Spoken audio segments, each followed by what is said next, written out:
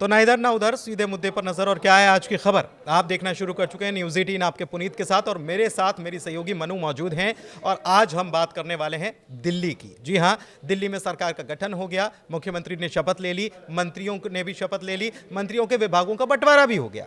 लेकिन मनु, मंत्रियों के विभागों का बंटवारा तो हो गया, लेकिन जो नाम सबसे ज्यादा चर्चा में था उसके हाथ में क्या आया? बिल्कुल, और यही अब चर्चा का विषय है, यही विश्लेषण का विषय है। इसीलिए हम लोग भी साथ में बैठ गए हैं चर्चा करने के लिए कि प्रवेश वर्मा के साथ हुआ क्या। बिल्कुल, क्योंकि प्रवेश वर्मा के साथ 8 क्या हुआ? नवंबर ये वो तारीख है जब यहाँ पर काउंटिंग हुई थी, और जैसे ही जीत दर्ज की थी प्रवेश वर्मा ने, तो आपको याद होगा कि किस तरीके से चर्चाएं शुरू हो गई कि वही मुख्यमंत्री बन सकते हैं, क्योंकि नई दिल्ली वीवीआईपी सीट है। और यहाँ इतिहास पर बताता है, इतिहास बताता है कि जो भी नई दिल्ली से जीतता है, अरविंद केजरीवाल शीला दीक्षित को हराए, बन गए मुख्यमंत्री। प्रवेश वर्मा की चर्चा होने लगी, 8 से लेकर 20 तारीख तक आ गई, चर्चा होती रही। 19 को हालांकि फिर ये समझ में आ गया कि रेखा गुप्ता बन रही है, लेकिन जो 2 नंबर की पोजीशन होनी चाहिए थी वो भी प्रवेश वर्मा को नहीं मिली। अगर पोर्टफोलियो आप देखें, बड़ी खबर यही है। नहीं, खबर ये आई थी कि उप मुख्यमंत्री उनको बना रहे हैं। हाँ, असल में नितिन गडकरी की तरफ से एक्स पर ये पोस्ट किया गया था, बकायदा ये जानकारी दी गई थी।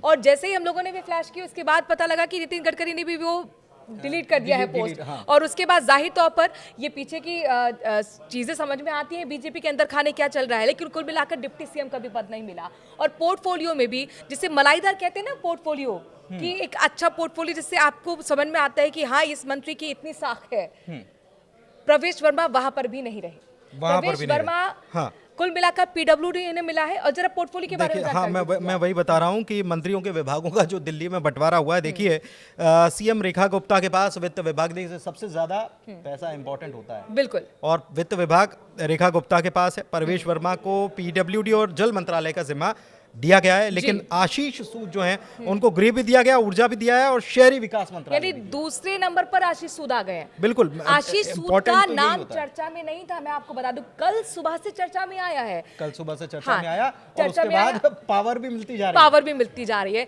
तो देखिए, यहाँ पर मीडिया में कहा भी जाता है कि मीडिया में जिसका नाम चर्चा में ना आए वही मुख्यमंत्री हो जाता है। हालांकि इस बार चर्चा जो थी, संभावना थी, वही मीडिया की काफी हद तक सही साबित हुई। महिला मुख्यमंत्री बन गया रेखा गुप्ता, जिस तरीके से न्यूज़ 18 लगातार ये कहता रहा, वो सही साबित हुआ। लेकिन प्रवेश वर्मा को लेकर जाहिर तौर पर मुझे लगता है कि अब मीडिया में ये खबर सुर्खियां बनने वाली है, और इसका विश्लेषण मुझे लगता है हर जगह सोशल मीडिया पे भी लोग देख पाएंगे कि आखिरकार प्रवेश वर्मा जो कभी मुख्यमंत्री के रेस में थे, वो पोर्टफोलियो में भी पिछड़ गए। इसके पीछे की वजह क्या समझ पा रहे हैं? देखिए, वजह कुछ भी हो, अभी तो इसका बहुत ज्यादा विश्लेषण करना होगा। बहुत राजनीति के जानकार जो हैं वो विश्लेषण करते हैं। लेकिन एक चीज है कि बीजेपी सबको कंट्रोल में रखती है, और अनुशासन में भी रखती है। दिलचस्प बात ये देखिए, मैं आपको याद दिलाऊं, मध्य प्रदेश की बात, छत्तीसगढ़ की बात, आप राजस्थान से आते, राजस्थान की बात करें, ओडिशा की बात करें, या किसी भी राज्य की बात करें जहां पर मुख्यमंत्री का चयन होता है, बीजेपी एक तो चौंकाने वाला काम करती है। डॉक्टर मोहन यादव जो कि मुख्यमंत्री हैं, वो चौथी पांचवी पंक्ति में थे, उनका नाम निकलकर सामने आ गया। मोहन यादव, नायाब सिंह सैनी, भजनलाल शर्मा, आप चूंकि मध्य प्रदेश कवर करते हैं, हम राजस्थान कवर करते हैं, हरियाणा हमारे पास नहीं है, आप ये सब देख लीजिए। विष्णुदेव साय जिनको माना जाए, लेकिन पहला आदिवासी मुख्यमंत्री वहां पर भी दे दिया। उधर ओडिशा में भी चौंकाने वाला नाम सामने है। तो ये सारी चीजें ये देखिए, यहाँ पर रेखा गुप्ता के लिए कई चीजें फेवर में गई हैं, जैसे कि कोई महिला मुख्यमंत्री अभी मौजूदा वक्त में, जहां पर भी एनडीए की सरकार है, बीजेपी की सरकार है, वह महिला मुख्यमंत्री नहीं है। डिप्टी सीएम जरूर है हमारे यहाँ, यानी कि राजस्थान में दिया कुमारी, लेकिन कोई भी मुख्यमंत्री चेहरा नहीं है महिला, और इसीलिए मुख्यमंत्री चेहरे को आगे किया गया। लेकिन महिलाओं को साथ आना जरूरी भी तो था। हाँ बिल्कुल, चूंकि महिला एक पक्का वोटर कहा जाता है बीजेपी का। दूसरा, ये राजनीतिक परिवार उनका नहीं है, खुद से ही अपने दम पर उन्होंने 30 साल का राजनीतिक करियर उनका रहा। एबीवीपी से उन्होंने शुरुआत की, डीयू का छात्र संघ चुनाव लड़ा, अध्यक्ष बनी।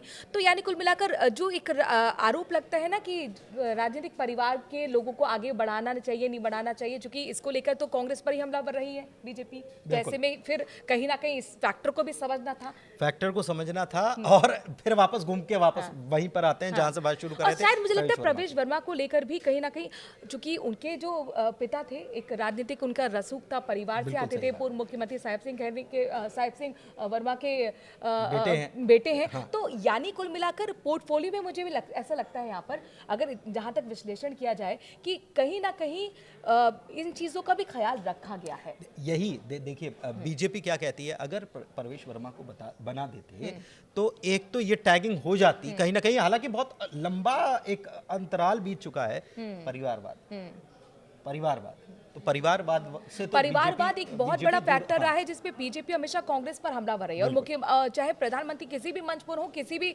मुद्दे पर संबोधित कर रहे हो, लेकिन घूम फिरकर परिवारवाद को लेकर कांग्रेस को घेर ही लेते हैं। बिल्कुल, तो बिल्कुल ऐसे सही में बात। कहीं बीजेपी को भी इस तरीके से बैठे बैठाए कांग्रेस को मुद्दा ना मिल जाए बीजेपी को घेरने के लिए, बिल्कुल सही और बात यही इसीलिए मुझे लगता है कि प्रवेश वर्मा का जो पोर्टफोलियो यहाँ पर डिसाइड किया है, पीडब्ल्यूडी हालांकि इतना बुरा मंत्रालय नहीं हाँ, कहेंगे, हाँ, लेकिन नहीं, कुल जल मिलाकर मंत्रालय अगर- का भी जिम्मा हाँ, मिला है, जल ऐसा मंत्रालय नहीं का है। भी जिम्मेदार और बड़ी लेकिन- जिम्मेदारी लेकिन अगर- पोर्टफोलियो को अगर आप कंपेयर करेंगे, जो 6 मंत्रियों को पोर्टफोलियो दिए गए हैं, उनमें प्रवेश वर्मा बहुत पीछे रह गए हैं, बिल्कुल। और 2 नंबर की पोजीशन जो है वो ले गए हैं आशीष सूद। सूद। देखिए, और मैं बता देता हूं आपको, मनजिंदर सिंह सिरसा को उद्योग खाद्य आपूर्ति विभाग मिला, पंकज सिंह को स्वास्थ्य और परिवहन मंत्रालय मिला, कपिल मिश्रा को कानून और श्रम मंत्रालय का जिम्मा मिला, और रविंदर सिंह को समाज कल्याण विभाग का जिम्मा दिया गया। तो रेखा कुल गुप्ता मिलाकर ने ये- वित्त विभाग अपने पास ही रखा है, वित्त विभाग और अपने पास साथ में रखा है, उन्होंने पहली चेतावनी यही दी थी कि दिल्ली को हिसाब किताब देना होगा पिछली सरकार को, यानी कि 2 टूक, और ये मुश्किल हिसाब किताब का मतलब है 2 टूक फाइलें है। खुलने का, देखिए जैसे ही कार्यभार संभाला है, फाइलें खुलने की बात कह दी है उन्होंने कह दिया कि भाई पहले दिन से हमको काम में लगना है, कोई रेस्ट मोड नहीं है,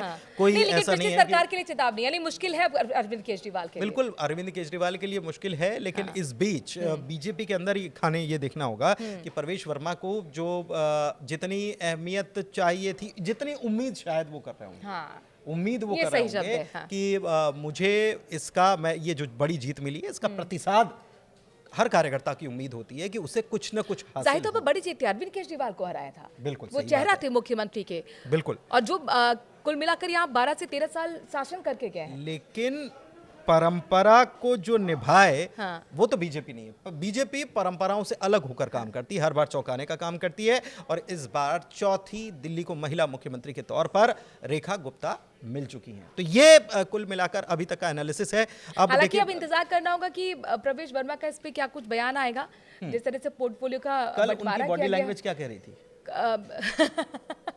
ये थोड़ा राजनीतिक जो पंडित है उनसे भी हम लगातार चर्चा करते रहे थे। तो जाहिर तौर पर देखिए, जब उम्मीद आप बहुत करते हैं और उम्मीद के मुताबिक आपको नहीं मिलता है, जब जीत आपकी बहुत बड़ी हो, तो कहीं ना कहीं अंदर खाने मायूसी होती है। और जाहिर तौर पर आप पार्टी के कार्यकर्ता हैं, आप सिपाही हैं, तो देखिए, सबसे आपको बड़ी बात सबके ये साथ है, मिलकर चलना नहीं, होगा। सबसे बड़ी लेकिन- बात यह है लेकिन कि जो सतीश उपाध्याय प्रस्तावक बनते हैं, प्रवेश वर्मा प्रस्तावक बनते हैं, बिल्कुल। और जब आप प्रस्ताव रखते हैं तो आप समझ जाइए। मुझे एक ये गट साधने फीलिंग की कोशिश जब देखिए बीजेपी की रणनीति रही है कि कहीं मनमुटाव ना हो जाए, मनमुटाव कहीं ना किसी हो से जाए। छिटक ना जाए, इसके लिए प्रस्तावक के रूप को उन्हीं को आगे किया जाता है जिनसे ज्यादा उम्मीद पार्टी के कार्यकर्ता लगा रहे कल होते जब हैं। ये बातें चल रही थी ना कि उनको डिप्टी सीएम बनाया जा सकता है, तो मुझे एक अंदर से ये लग रहा था कि आपने प्रस्तावक बना दिया ना, तो जब आप प्रस्तावक बनाएंगे तो तो शायद आपके कंधों वो पर ही जिम्मेदारी हो गई। हाँ, तो फिर आपको दूसरी जिम्मेदारी जो है उससे शायद दूर रखा जाए। खैर, कुल मिलाकर अभी तो विभागों का बंटवारा हो गया है, अब आगे सरकार कैसे काम करती है इस पर नजर बनी हुई है। फिलहाल इस चर्चा में इतना ही, दीजिए इजाजत, धन्यवाद। नमस्कार।